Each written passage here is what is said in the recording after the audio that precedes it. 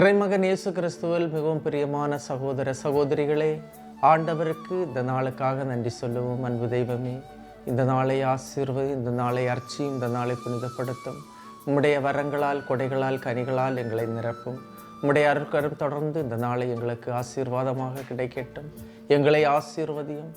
எல்லாவித தீங்கிலிருந்தும் எங்களை விலக்கி பாதுகாத்து கண்ணன் கருவிளை போல உம்முடைய பிள்ளைகள் நாங்கள் உம்மையே போற்றி புகழ்வதற்கு ஆற்றலும் சக்தியும் உடனிருப்பையும் இந்த நாளில் தாரும். ஆமென்.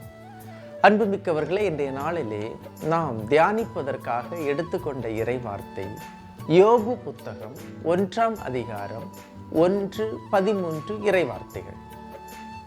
ஊசு என்ற நாட்டில் யோபு என்ற ஒருவர் இருந்தார்.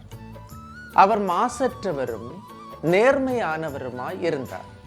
கடவுளுக்கு அஞ்சி தீயதை விலக்கி வந்தார்.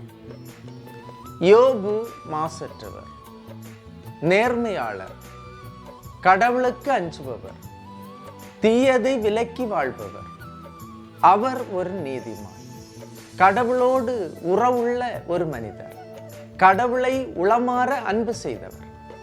இவ்வாறு ஜெபித்து ஜெபித்து கடவுளோடுள்ள உறவை வளர்த்த யோபுவுக்கு ஒரு கட்டத்தில் சோதனை வந்தது, வேதனை வந்தது, இழப்பு வந்தது.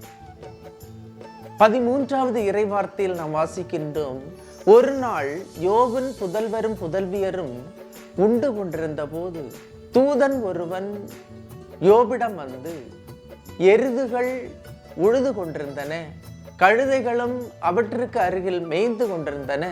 அப்போது செபையார் பாய்ந்து அவற்றை கைப்பற்றினர், ஊழியரை வாழ்முனையில் வீழ்த்தினர். நான் ஒருவன் மட்டுமே தப்பி உம்மிடம் சொல்ல வந்தேன் என்றார். தொடர்ந்து நீங்கள் வாசித்தீர்கள் என்றால் 14வது இறைவார்த்தை, 15வது இறைவார்த்தை, 16, 17, 18 இறைவார்த்தைகளை வாசிக்கும் போது யோபு ஒன்றன் பின் ஒன்றாக அனைத்தையும் இழந்தார், சோதனைக்கு ஆளானார், வேதனைக்கு ஆளானார் என்று சொல்லப்படுகின்றார்.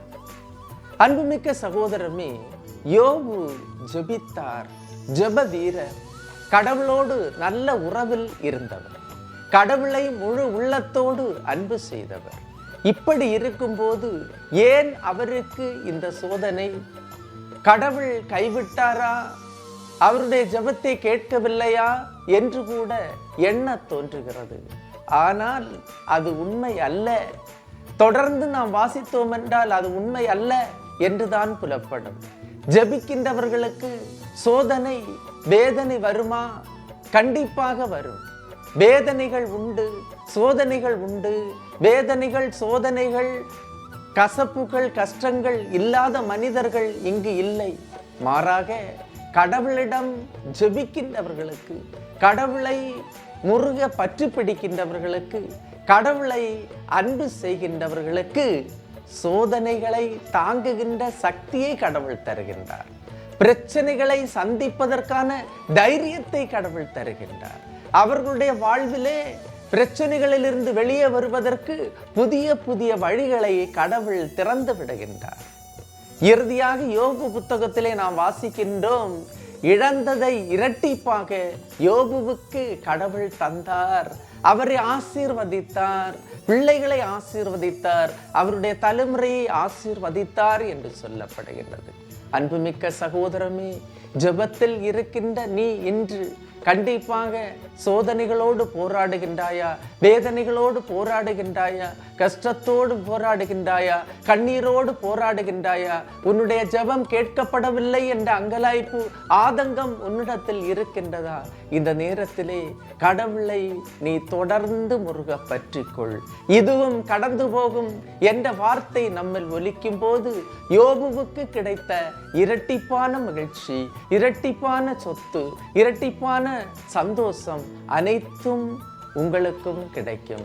இறுதியாக வெல்வது ஜெபம்தான், இறுதியாக ஜெபிப்பது கடவுள்தான், இறுதியாக ஜெயித்து வருவது கடவுளின் சக்திதான். எல்லாம் வல்ல இறைவன், தந்தை, மகன், தூய ஆவியார் உங்களையும் உங்கள் குடும்பத்தையும் நிறைவாய் ஆசீர்வதிப்பாராக. ஆமென். இயேசுவுக்கே புகழ், இயேசுவுக்கே நன்றி. மரியே வாழ்க.